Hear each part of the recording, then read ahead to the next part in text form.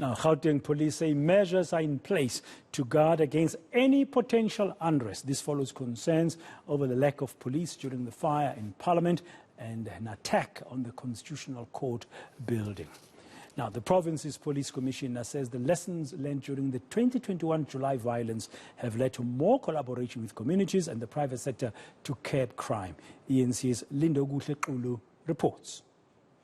President Ramaphosa said on Wednesday that the country is not under siege. This despite some people speculating that the attacks on certain key points in the country is a beginning of another resurgence of some of the unrest we've seen in the past year in July. But today there is an operation in Gauteng that is led by General Elias Mawela. This is of course under the banner of Okai Mulao. But we just want to get a sense, since we are in one of the areas that was a hotspot during the July unrest. Thank you so much, General, for speaking to us. Give us a sense of what has been improved in terms of the security, especially after the July unrest. Are the police looking out for whatever might occur in these areas? Thank you very much for the opportunity. Yes, there are some improvements. There are lessons learned. After those incidents, we have conducted what we call it the debriefing.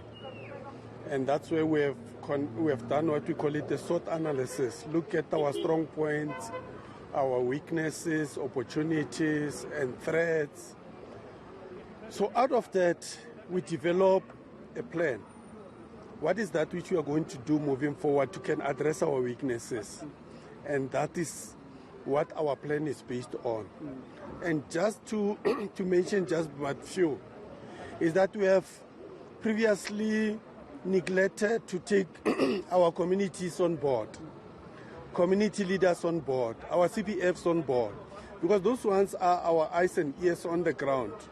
If meetings are being held in the communities and whatever, they are the first who can know about those things. We have taken them on board, and then again we are using them to be the influencers within the communities.